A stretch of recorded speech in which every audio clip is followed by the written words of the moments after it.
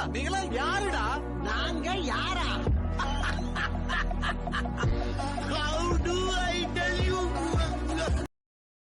Hello மக்களே, இன்றைக்கி நம்ம இந்த வீடியோவில் என்ன பார்க்க போகிறோம் அப்படின்னா செமஸ்டர் 2 ஹிஸ்ட்ரியில் யூனிட் 3 அண்ட் இந்த யூனிட் 3 ஃபுல்லாகவே எதை பேஸ் பண்ணி இருக்க போகுதுன்னா ஜுடிஷியம், கிறிஸ்டியானிட்டி அண்ட் இஸ்லாம் இவங்க 3 பேரை பற்றி தான் நம்ம பார்க்க போகிறோம். அண்ட் இதோட கண்டென்ட்ஸில் எதை பற்றி இருக்க போகுது அப்படின்னா ஏர்லி கிறிஸ்டியனில் அவங்களோட birth and spread of Christianity எப்படி இருந்துச்சு, அண்ட் ரோமன் எம்பையரோட ட்ரான்ஸ்ஃபர்மேஷன் எப்படி நடந்துச்சு, அப்புறம் ஏர்லி கிறிஸ்டியானிட்டி அவங்க கிறிஸ்டியன்ஸ் வந்து எப்படி வார்ஷிப் பண்ணாங்க அண்ட் அவங்களோட பரியல் ப்ராசஸ்லாம் எப்படி இருந்துச்சு, அப்புறம் சர்ச் பிளானிங் பேசிக்காக அந்த நேரத்தில் தான் சர்ச் வர ஆரம்பிச்சிருக்கு, அது எப்படி இருக்குது அதெல்லாம் சொல்லியிருக்காங்க. அண்ட் அதுக்கடுத்து ரோமனஸ்கி ஆர்கிடெக்சரில் இருக்க பில்டிங் அதோட டெவலப்மெண்ட் பற்றிலாம் பார்ப்போம். இப்போ நம்ம வீடியோக்குள்ளே போகலாம். இன்ட்ரடக்ஷனில் அவங்க சொல்ல வர விஷயம் என்னென்னா, அந்த காலத்தில் அவங்க நம்பிட்டு இருந்த 2 ரீஜியன் வந்துட்டு ஒன்று ஜுடிஷியம் அண்ட் இன்னொன்று கிறிஸ்டியானிட்டி. இதை தான் அந்த நேரத்தில் நம்பிட்டு இருந்தாங்க. அண்ட் அப்போ தான் வந்துட்டு அப்ரஹாம்ன்ற ஒருத்தர் வந்துட்டு ஒரு கடவுள் தான் இருக்காங்க அப்படின்ற நம்பிக்கையை எடுத்துகிட்டு வர ஆரம்பித்தாங்க. அண்ட் அது வந்துட்டு போத் ஜூவிஷ்லேயும் சரி அண்ட் கிறிஸ்டியன்லேயும் சரி அதை தான் வந்துட்டு ஸ்ப்ரெட் பண்ண ஆரம்பித்தாங்க, அதை தான் நம்ப ஆரம்பித்தாங்க. அண்ட் அவங்களுக்குள்ளே இதனால நிறைய கான்ஃப்ளிக்ட்ஸ் வர ஆரம்பிச்சிருந்துச்சு. அண்ட் இந்த கதையை வந்துட்டு இது கதையாக ரியலான்னு தெரில, பட் இந்த விஷயத்த வந்துட்டு எப்படி அவங்களுக்கு தெரிய வந்துச்சு அப்படின்னா அந்த காலத்தில் இருக்கிற ஒரு புக் கலெக்ஷன்ஸ் மித்ராஷ் அந்த புக் பேர், அந்த புக்லேருந்து வந்தது தான் இவங்க அந்த ஹிஸ்ட்ரி எடுத்திருக்காங்கன்னு சொல்லியிருக்காங்க. அதுக்கடுத்து கிறிஸ்டியானிட்டி எப்படி ஒரு இடத்துல வந்துச்சு, பர்த் ஆஃப் கிறிஸ்டியானிட்டி. அண்ட் இந்த ஜீசஸ் கிரைஸ்ட் அந்த நேரத்தில் வந்தப்போ ரொம்ப நாளாக காத்திருந்து வந்த கடவுளாக ஒரு சில பேர் நினச்சாங்க, ஒரு சில பேர் அதை நம்பலை. அண்ட் அந்த நேரத்தில் இதுதான் வந்துட்டு ஒரு நியூ ரீஜியனாக இருந்துச்சு. So that some were converted to that. ஒரு சில பேரில் அதை நம்பவும் இல்லை, அது கன்வெர்ட்டும் ஆகலை. அண்ட் இந்த கிறிஸ்டியானிட்டி வந்து கொஞ்சம் கொஞ்சமாக ஸ்ப்ரெட் பண்ண ஆரம்பித்தாங்க. அண்ட் ஜூவிஷ் வந்துட்டு அவங்களோட எண்ணிக்கை அங்கே கம்மியாக ஆரம்பித்தது. அண்ட் கிறிஸ்டியானிட்டி ஒரு அஃபிஷியல் ரீஜியனாக மாற்ற ஆரம்பித்தாங்க. இது நிறைய இடத்துல ஸ்ப்ரெட் ஆக ஆரம்பிச்சது. இங்கே அவங்க டினோட் பண்ணியிருக்காங்க எந்தெந்த இடத்துல ஸ்ப்ரெட் ஆச்சு அப்படின்னு சொல்லிட்டுலாம் பாஸ் பண்ணி பாருங்கள். அதுக்கடுத்து ஸ்ப்ரெட் ஆஃப் கிறிஸ்டியானிட்டி எப்படி வந்துட்டு கிறிஸ்டியானிட்டி ஓவராலாக ஸ்ப்ரெட் ஆச்சு. இந்த கிறிஸ்டியானிட்டி ஒரு ரீஜனாக இதான அஃபிஷியலாக ஒரு ரீஜனாக கன்வெர்ட் பண்ணுற பிறகு ஃபஸ்ட்டு வந்துட்டு யூரோப் அண்ட் ஏஷியா இந்த இடத்துலலாம் வந்துட்டு ஃபஸ்ட்டு ஸ்ப்ரெட் ஆக ஆரம்பிச்சது. அண்ட் அதுக்கப்புறமா இந்த கேத்தோலிக்ஸ் அங்கங்கே போயிட்டு அவங்க சொல்லுவாங்க இந்த கிறிஸ்டியானிட்டியில் இவ்வளோ இருக்குது, இந்த கடவுள் நமக்கு இவ்வளோ செய்வாங்க திங்க்ஸோ. அப்படி பண்ணனால சென்ட்ரல் அண்ட் சவுத் அமெரிக்கா ஏரியாலையும் இது ஈஸியாக ஸ்ப்ரெட் பண்ண ஆரம்பித்தாங்க. அப்படியே போக போக நார்த் அமெரிக்காவுக்கு. அண்ட் ஒரு 1900 சென்ச்சுரிஸ் இல்லை 1900 அந்த மாதிரி ரேஞ்சில் வந்துட்டு ஒரு கான்டினென்ட்லேயும் இது ஸ்ப்ரெட் ஆக ஆரம்பிச்சிது. அண்ட் ஒரு மேஜர் ரீஜியனாக இதை வந்துட்டு எடுத்துக்க ஆரம்பித்தாங்க. ஒன் ஆஃப் த ஒரு ஃபேமஸ் ரீஜனாக இதுவும் இருந்துச்சு அந்த நேரத்தில். அண்ட் இது ரோமன் எம்பையரில் எப்படி ஒரு டிரான்ஸ்ஃபர்மேஷன் கொண்டு வந்துச்சுன்னா, அண்ட் ரோமன் எம்பையர் வந்துட்டு ஆக்சுவலாக அவங்க ஒரு ட்ரெடிஷ்னல் மார்க்கிங்காக இருந்தாங்க அந்த நேரத்தில். ஒரு கிளாசிக் ஆன்டிக் எராவாக இருந்துச்சு. அதோட முடிவு அப்போ தான். அண்ட் அந்த முடிவு யூரோப்பியன் மிடில் ஏஜஸோட ஒரு தொடக்கமாக இருந்துச்சு. ரோமன் எம்பையர் வந்துட்டு போக போக பெருசாக ஆரம்பித்தது. நிறைய நியூ லேண்ட்ஸ் ஸ்ப்ரெட் ஆக ஆரம்பிச்சது. நிறைய பீப்புள் அங்கே வர ஆரம்பித்தாங்க. நிறைய பேர் கான்குயர் பண்ணாங்க. கடவுள் இந்த ரீஜியன் அந்த ரீஜியன் இந்த ரோமன் பர்த்தனான் இதெல்லாமும் நடந்துச்சாங்க. அண்ட் அப்போ அந்த கிறிஸ்டியானிட்டியை ஒரு புதுசான ரீஜியன் அங்கே எடுத்துகிட்டு வந்தாங்க.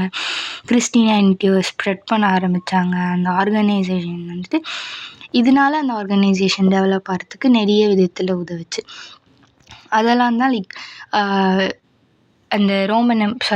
அந்த ரோமன் எம்பையர் வந்துட்டு ஈஸியாக ரெலவேட் பண்ணிக்கிட்டாங்க எல்லாத்துக்கிட்டையும். அங்கே அவ்வளோ ராபரிஸ் நடக்க கிடையாது. ஒரு சேஃபஸ்ட் ஏரியாவாக ஒரு சேஃபஸ்ட் ஜோனாக அங்கே இருந்துச்சு. அங்கே காமனாக அவங்க யூஸ் பண்ண லாங்குவேஜ் வந்துட்டு லாட்டின் அண்ட் க்ரீக். இது மூலியமா வந்துட்டு அந்த கிறிஸ்டியானிட்டி பற்றின ஐடியாஸ் எல்லாம் வந்துட்டு ஈஸியாக ஸ்ப்ரெட் பண்ண ஆரம்பித்தாங்க. அண்ட் அவங்களுக்குன்னு ஒரு யூனிட் ஆஃப் சோல்ஜர்ஸ் வந்துட்டு வச்சதே கிடையாது இது வரைக்கும். அண்ட் அவங்க வந்துட்டு ரொம்ப லாயலாக இருந்திருக்காங்க அங்கே சுற்றி இருக்கிறவங்களுக்கும் சரி, எல்லாத்துக்குமே சரி. பிரிட்டன் மிடில் ஈஸ்ட்டில் இந்த விஷயம் ஃபஸ்ட்டு ஸ்ப்ரெட் ஆக ஆரம்பிச்சிது. அதுக்கப்புறம் இந்த பிரிட்டன் சுற்றி ஸ்ப்ரெட் ஆக ஆரம்பிச்சிருச்சு. அண்ட் இந்த நியூ ரீஜியன் ஸ்ப்ரெட் ஆன நேரத்தில் வந்துட்டு அவங்க எப்படி சொல்கிறது, லைக் தேவர் அட்டாக்ட்.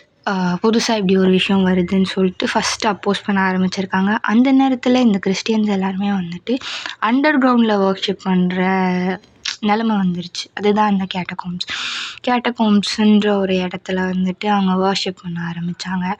அப்புறம் நிறைய டைம் எடுத்துக்கிட்டாங்க. அண்ட் டைம் எடுத்ததுக்கப்புறம் கிறிஸ்டியானிட்டியை அக்செப்ட் பண்ணிக்க ஆரம்பிச்சிட்டாங்க முழுசாக. அதுக்கடுத்து ஏர்லி கிறிஸ்டியானிட்டி வர்ஷிப். ஸ்டார்டிங்கில் கிறிஸ்டியானிட்டி எப்படி வர்ஷிப் பண்ணியிருப்பாங்க அப்படின்றது தான் இதில் சொல்கிறாங்க.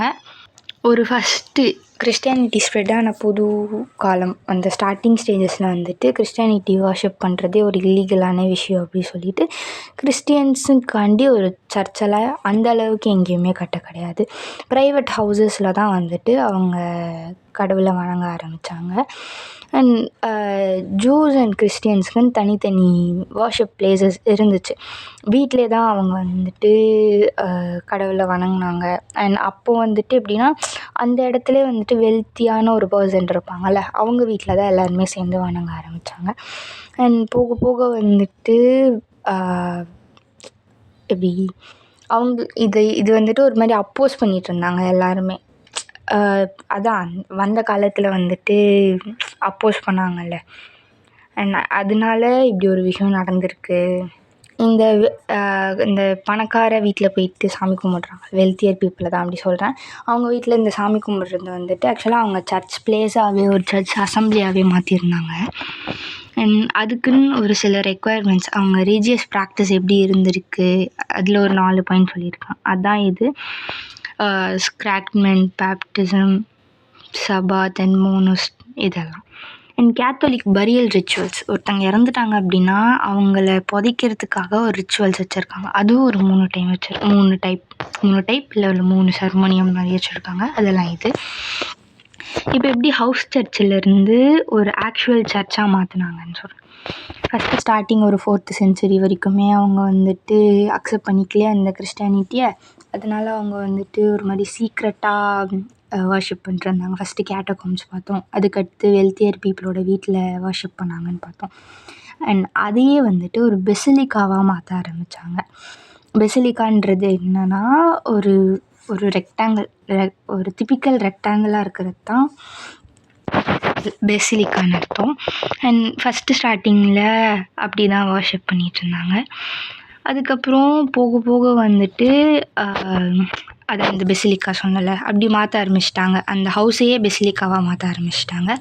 அங்கேயே ஒரு ப்ராப்பராக எப்படி சொல்கிறது, ஒரு என்னென்ன ஃப்யூச்சர்ஸ் இருக்கணும் அப்படின்றதுனா, ஒரு ஹவுஸ் இருக்கணும், அதுக்கு ஏட்ரியம், அந்த தான் பெசிலிக்கா, அதுக்கடுத்து பீமா. அண்ட் சென்ட்ரல் பிளான்டு பில்டிங்காக இருக்கணும், அது லாட்டின் இல்லைனா க்ரீக் கிராஸ் வச்சுருக்கணும். இதெல்லாம் அதோட ஆர்கிடெக்சரல் ஃபியூச்சர்ஸாக இருந்துச்சு. அண்ட் பார்ட் ஆஃப் கிறிஸ்டியன் பெசிலிக்காவோட பார்ட்ஸ் இதெல்லாம் தான்: ப்ரொபேலியம், ஏட்ரியம், நேவ், அதுக்கடுத்து side aisles, crossing, transept, apse, அப்புறம் நேவ் எலிவேஷன். இதெல்லாம் என்னென்னா, ஒரு ப்ராப்பரான ஒரு டிப்பிக்கல் சர்ச் இப்படி தான் இருக்கும். அதில் ப்ரொபேலியம்னா வந்துட்டு என்ட்ரன்ஸ் ஆஃப் இங்கே அவங்க இதில் டினோட் பண்ணியிருக்காங்க. ப்ரொபேலியம்னா என்ட்ரன்ஸ் ஆஃப் த சர்ச் சொல்லுவாங்க. ஏட்ரியம்னா என்ட்ரன்ஸ்க்கு அடுத்து இருக்க ஒரு ஏரியா, ஒரு 4 கோர்ட் மாதிரி. அதுக்கடுத்து வந்துட்டு என்ட்ரன்ஸ் ஆஃப் அந்த ஹால்க்கு இல்லைன்னா அந்த போர்ச்சுக்கு போகிற என்ட்ரன்ஸ். அதுக்கடுத்து நேவ், ஒரு லாங்கிடியூட்னல் சென்ட்ரல் ஸ்பேஸ், அது சைடு அசைட். அந்த லாங்கிடியூட்னல் சென்ட்ரல் ஸ்பேஸ்க்கு இந்த சைட் லெஃப்ட் அண்ட் ரைட் சைடில் இருக்கிறது. கிராசிங்குன்றது ஆப்வியஸாக அந்த கடவுள் இருக்கிற இடம், கடவுள் இருக்கிற இடத்துக்கு முன்னாடி. அதுக்கடுத்து டிரான்ஸ்பிட்டுன்றது ஒரு right angle of the nave, அதான் அந்த 6க்கு அடுத்து கிராசிங்க்கு அடுத்து இருக்க ஏரியாஸ். ஆஸ்பின்றது தான் கடவுள் இருக்க ஏரியா. அது ரெக்டாங்குலராக இருக்கும், ஒரு சில டைம் செமி சர்க்குலராக இருக்கும். அதுக்கடுத்து நேவ் எலிவேஷன், அந்த ஏர்லி கிறிஸ்டியன் பெசிலிக்கா வந்துட்டு நேவ் எலிவேஷன் யூஸ் பண்ணியிருப்பாங்க, ஆர்ச்செட்ஸ் அதெல்லாம் யூஸ் பண்ணி. அவ்வளோதான். அதுக்கடுத்து church planning, basilica concept base பண்ணி சர்ச் பிளானிங் எப்படி இருக்கணும். இப்போ நம்ம பார்த்தோம்ல முன்னாடி ஒரு 9 விஷயங்கள், அதை பேஸ் பண்ணி தான் வந்துட்டு சர்ச் பிளானிங் இருக்கும். அண்ட் அதுக்கு எக்ஸாம்பிளாக அவங்க வந்துட்டு செயின்ட் பீட்டர்ஸ் பெசிலிக்கா ரோமில் இருக்கிறத சொல்லியிருக்காங்க. இது வந்துட்டு ஃபசாட்ஸ் வந்து பெசிலிக்காவை பேஸ் பண்ணி இருக்கும் அண்ட் ஜெயின் காலம்ஸ் யூஸ் பண்ணியிருக்காங்க. இது 5.5 மீட்டர்ஸ் ஸ்டாச்சுஸ்லாம் அங்கே வச்சுருக்காங்க, ஃபஸ்ட்டு செஞ்சுரியில் இருக்கிற மாதிரி. இதுதான் வந்துட்டு first space is oval and these second trapezoidal. First வந்துட்டு ஓவலாக இருக்கா, இங்கே பிக்சரில் பாருங்கள். செகண்ட் வந்து ட்ரெபிசாய்டல் யூஸ் பண்ணியிருக்காங்க. அண்ட் இதை வந்துட்டு எவால்வ் பண்ணியிருக்காங்க. ஒரு செஞ்சுரியில் அங்கே ரூல் பண்ணிட்டு இருந்தவங்க ஃபஸ்ட்டு பெசிலிக்காவாக இருந்துச்சு, இந்த ரெக்டாங்கிளாக இருக்கிறது தான் பெசிலிக்கா. போக போக அந்த ஷேப் மாற்றி கடைசியாக இந்த ஷேப்க்கு எடுத்துகிட்டு வந்திருக்காங்க. அண்ட் அதில் 3 டைப் ஆஃப் பிளான்ஸ் அவங்க யூஸ் பண்ணியிருக்காங்க. அந்த 3 டைப் ஆஃப் பிளான்ஸில் வந்துட்டு ஃபஸ்ட்டு ஒன் தான் இந்த பிராமிட்ஸ் பிளான்ஸ். தப்பாக ப்ரொனவுன்ஸ் பண்ணியிருந்தா மன்னிச்சுக்கோங்க. அண்ட் இதில் வந்துட்டு அவங்க சொல்கிறது லைக் அந்த பிளான் வந்துட்டு க்ரீக் கிராஸ் பிளான் அவங்க யூஸ் பண்ணியிருக்காங்கன்னு சொல்லியிருக்காங்க. 4 சைடுமே ஈக்குவல் பார்ட்ஸ் இருக்குது, இமேஜ் பார்த்து பண்ணிக்கோங்க. அண்ட் சென்ட்ரல் ஸ்பேஸ் டாமினண்ட்டாக கொடுத்துருக்காங்க, பிரான்ஸ் டோர் வச்சு டெக்கரேட் பண்ணியிருக்காங்க, அதெல்லாம் சொல்லியிருக்காங்க. அதுக்கடுத்து ரேஃபல்ஸ் பிளான். இதில் வந்துட்டு நம்ம இப்போ டிப்பிக்கலாக பார்க்குற ஒரு கிராஸ் இது இருக்கும்ல, அந்த இது வச்சு இது வந்துட்டு ரோமன் கிராஸ் ஃபார்மில் இருக்குதுன்னு சொல்லியிருக்காங்க. அதுக்கடுத்து வந்துட்டு இது லைக் போத் அந்த இதுவும் இருக்குது அண்ட் ஃப்ரண்ட்டில் இருக்கிற ஃபசாட் அந்த ஃபசாட்னா ஃபேமஸ் ஃபசாட் அங்கே டீட்டெயிலிங் கொடுத்துருக்காங்க. அண்ட் இது வந்துட்டு எப்படி இருக்குன்னா அந்த அப்பியரன்ஸ் எப்படி இருக்குன்னா ஒரு மாதிரி ஸ்க்யூஸ் பண்ண மாதிரி இருக்குது அப்படி சொல்லியிருக்காங்க. இதுதான் அந்த 3 டைப் ஆஃப் எவல்யூஷன் அந்த இதோடது. இதுதான் ஓவரால் பிளான். இது வந்துட்டு அந்த சர்ச்சோட பிளான் மட்டும்.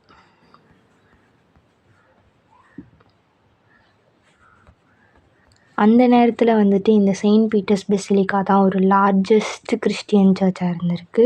மேபி இந்த கொஷின் 16 மார்க்கில் கேட்க வாய்ப்பு இருக்குது, இந்த சர்ச் பற்றி எழுதுங்க அப்படின்ட்டு. அண்ட் அதோட டாப் டோம் வந்துட்டு 448.1 ஃபீட் இருந்திருக்கு. அண்ட் அதோட ஃபசாட்ஸ் எல்லாமே மேட்ரன் ரோடு டிசைன் பண்ணியிருக்காங்க. 114.69 மீட்டர்ஸ் வைட் அண்ட் 45.55 மீட்டர் ஹைட்டில் இருந்திருக்கு. 45 மீட்டர் ஹைட்டில் இருந்திருக்கு, ஜஸ்ட் ஆப்வியஸாக ஹைட்டாக தான் இருந்திருக்கு. இவ்வளோ தான் அது. அதுக்கடுத்து சர்ச் பிளானிங்லேயே சென்ட்ரலைஸ்டு பிளானிங் கான்செப்ட் எப்படி வந்திருக்குன்னு சொல்கிறோம். இப்போதைக்கு நம்ம பார்த்ததுல எல்லாமே எப்படி ஒரு டிப்பிக்கல் பெசிலிக்கா, அதாவது ஒரு ரெக்டாங்குலர் லாங்கிடியூட் சென்ட்ரல் போர்ஷன் வந்துட்டு ஹைலைட் பண்ணி காட்டியிருக்காங்க. இன்டீரியர் ஃபுல்லாகவே நிறைய ஹைட்டாக இருக்கும். முன்னாடி பார்த்தது எல்லாமே நம்ம டிப்பிக்கலாக பார்த்தது. இப்போ பார்க்க போகிறது வந்துட்டு லைக் அண்ட் இப்போ பார்க்குற இந்த பிளான் வந்துட்டு இட்ஸ் லைக் அதான் இங்கே தெரியுதுல இந்த பிளான் தான். அண்ட் இந்த பிளான் வந்துட்டு இருக்கிற நிறைய பீப்புள் அங்கே அலோவ் பண்ண முடிஞ்சுது, ஸ்பேஸ் நிறைய அதிகமாக இருந்துச்சு. அதுக்காக இந்த பிளான் அதுக்கடுத்து சூஸ் பண்ணியிருக்காங்க. இதுக்கு எக்ஸாம்பிளாக வந்துட்டு டர்க்கியில் ஒரு சர்ச் கொடுத்துருக்காங்க, எக்ஸாம்பிள் அதை படிச்சுக்கோங்க. அண்ட் இதோட லொக்கேஷன் வந்துட்டு டர்க்கியில் இருக்குது. இதோட டிசைனர் மில்லட்ஸ் அண்ட் ஆந்தம்ஸ் ஆஃப் டைலர்ஸ்ன்னு சொல்லியிருக்காங்க. இதில் டைப் என்னென்ன இருக்குன்னா கிறிஸ்டியல் கேத்தண்டர், லைக் ஒரு பீரியட் ஆஃப் டைம் அதுதான் 537 1054 அந்த பீரியட் ஆஃப் டைமில் கிறிஸ்டியன் கேத்தண்ட்ரலாக இருந்திருக்கு டிசைன். அதுக்கடுத்து க்ரீக் ஆர்த்தடாக்ஸாக மாற்றிருக்காங்க, அதுதான் 1054 1204 அண்ட் ரோமன் கேத்தலிக்கா 1204 1261. திருப்பி க்ரீக் ஆர்த்தடாக்ஸாக வந்துட்டு 1261 1453 வரைக்கும். அண்ட் அதுக்கடுத்து இம்பால் மாஸ்காக வச்சுருக்காங்க, இட்ஸ் 1453 1931 வரைக்கும். அண்ட் இப்போ அது மியூசியமாக இருக்குது. 1935லேருந்து இப்போ வரைக்குமே அது மியூசியமாக தான் இருக்குது. மெட்டீரியல் வந்துட்டு ashlar and brick material use பண்ணியிருக்காங்க. அதோட length 82 metre, with 73 and height 55 metre. 532 ஆரம்பித்து 537 முடிச்சிருக்காங்க. It took 5 years to build and 1480 years ago இது கட்டியிருக்காங்க. அண்ட் அதோட இன்டீரியர் டீட்டெயிலிங்லாம் அடுத்தடுத்து கொடுத்துருப்பாங்க. இந்த பிடிஎஃப் நான் உங்களுக்கு நம்ம டெலிகிராம் சேனலில் அனுப்பிச்சிருக்கேன். You can see that. இங்கே மேலோட்டமாக இருக்க டீட்டெயில்ஸ் பார்த்துக்கலாம். இன்சைட் அந்த டோமோட இன்டீரியரில் வந்துட்டு ஒரு 4 கான்கேவ் ட்ரையாங்கிள்ஸ் கொடுத்துருக்காங்க. அது வந்துட்டு சர்க்குலர் ஷேப்பில் ஒரு டோம் அண்ட் ரெக்டாங்குலர் ஷேப்பில் பேஸ் கொடுத்துருக்காங்க. அந்த சென்ட்ரல் டோம் வந்துட்டு 102 feet டயாமீட்டரில் இருக்குது அண்ட் 4 மிரானட்ஸ் கொடுத்துருக்காங்க, which is 197 feet height. And அந்த சென்ட்ரல் டோமுக்கு பின்னாடி வந்துட்டு செமி டோம்ஸ் கொடுத்துருக்காங்க. அது வந்துட்டு எய்தர் சைட்ஸை கவர் பண்ணுது. அண்ட் அதில் இருக்க ஆர்கேட்ஸ் வந்துட்டு 40 ஆர்கேட் விண்டோஸ் யூஸ் பண்ணியிருக்காங்க. இதெல்லாம் வந்துட்டு மேஜர் டீட்டெயில்ஸ். அண்ட் இந்த டோம்ஸ் அண்ட் டைப்ஸ் ஆஃப் டோம் பற்றி நம்ம இதுக்கு மேலே படிப்போம். இதுக்கடுத்து வந்துட்டு கேரோலியன் ரெசைனன்ஸ், அண்ட் இவங்களை பற்றி வந்துட்டு நம்ம நெக்ஸ்ட் வீடியோவில் பார்க்கலாம். இதுவே 15 minutes வீடியோவாக போயிருக்கும். உங்களுக்கு பிடிச்சிருந்தா லைக் பண்ணுங்கள். இந்த வீடியோ யாருக்காவது யூஸ்ஃபுல்லாக இருக்கும்னு நினச்சிங்கன்னா ஷேர் பண்ணுங்கள். மறக்காமல் சப்ஸ்கிரைப் பண்ணுங்கள். தேங்க்யூ.